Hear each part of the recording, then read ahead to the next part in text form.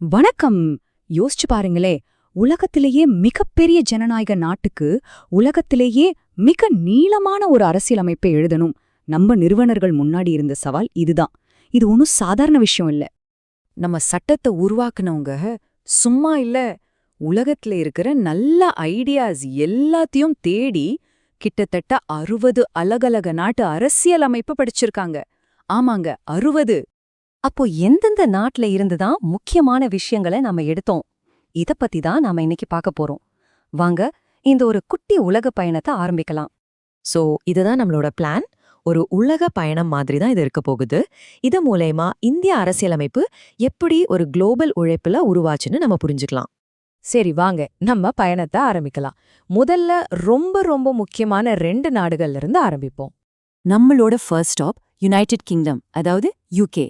நம்ம வரலாறு காரணமா அவங்களோட தாக்கம் நம்ம அரசியலமைப்புல ரொம்பவே அதிகம். பாக்குறதுக்கு இந்த வாக்கியம் கொஞ்சம் பெருசா தெரியலாம். ஆனா இதுலதான் பிரிட்டிஷ் கிட்ட இருந்து நாம கத்துக்கிட்ட பல முக்கியமான விஷயங்கள் அடங்கியிருக்கு. இது எவ்வளவு நீளமா இருக்கோ அந்த அளவுக்கு அவங்க தாக்கம் ஆழமா இருக்குன்னு அர்த்தம்.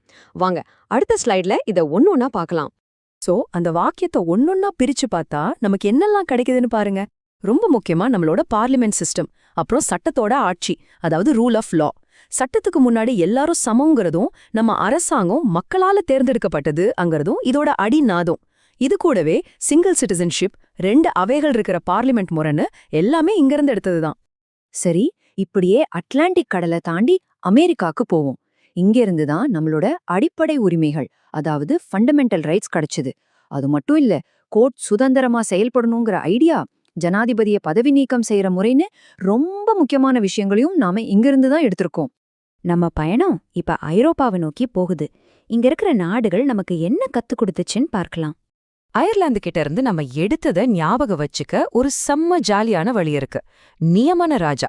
இது ராஜ்யசபாவுக்கு உறுப்பினர்களை நாமினேட் பண்றத குறிக்குது. குடிச்சிட்டு வந்ததுல இருக்கிற அந்த குடிங்கிற வார்த்தை குடியரசுத் தலைவர் தேர்தலை ஞாபகப்படுத்தும். கடைசியா கழுத்தை நெரிச்சிட்டாங்க. இது ஒரு அரசு தன்னோட நெறிமுறைகளை மீறும்போது என்ன ஆகும்னு சொல்ற மாதிரி அரசு நெறிமுறை கோட்பாடுகளை, அதாவது டிபிஎஸ்பியை ஞாபகப்படுத்துது. சூப்பரான ஷார்ட்கட் இல்ல? சுதந்திரம், சமத்துவம், சகோதரத்துவம், இந்த வார்த்தைகள்லாம் நமக்கு ரொம்ப பரிச்சயமானது இல்லையா? பிரெஞ்சு புரட்சியிலேந்து வந்த இந்த 3 முக்கிய கொள்கைகளையும் குடியரசுங்கிற கருத்தையும் நாம அப்படியே நம்ம அரசியலமைப்போட முகவுரையில சேர்த்திருக்கோம். ரஷ்யா கிட்ட இருந்து நம்ம 2 முக்கியமான விஷயங்கள் எடுத்தோம். ஒன்னு சமூக, பொருளாதார, அரசியல் நீதி.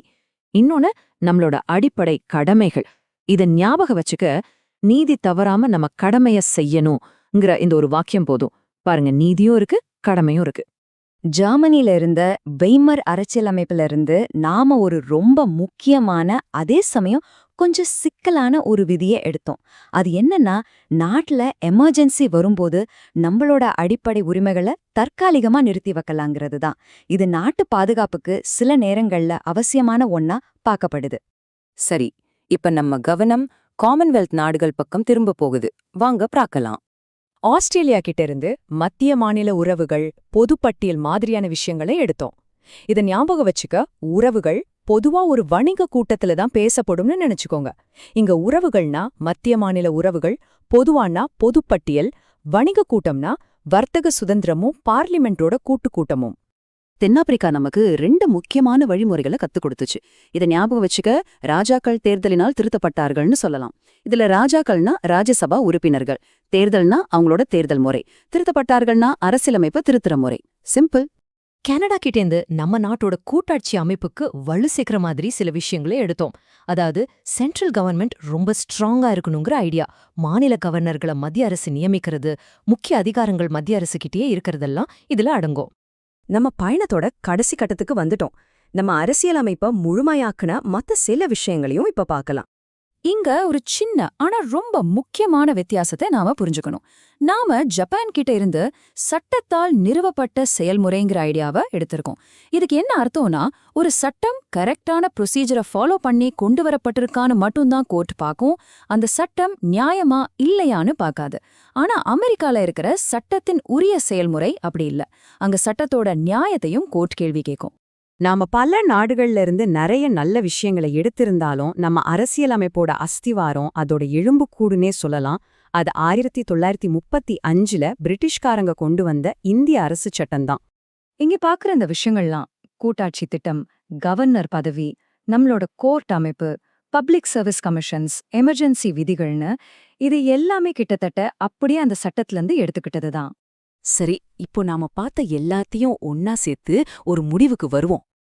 இதிலிருந்து நாம புரிஞ்சுக்க வேண்டிய முக்கியமான விஷயம் என்னன்னா, நம்ம அரசியலமைப்பு சும்மா அங்கங்கிருந்து காப்பி அடிச்ச ஒரு விஷயமே இல்ல. இது உலகத்தோட சிறந்த ஐடியாக்களை எடுத்து நம்ம நாட்டுக்கு ஏத்த மாதிரி செதுக்கப்பட்ட ஒரு தனித்துவமான தொகுப்பு. நான் உங்களை ஒரு கேள்வியோட விட்டுட்டு போறேன்.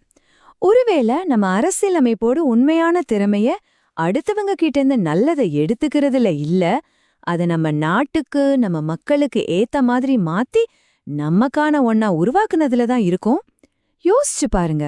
நன்றி.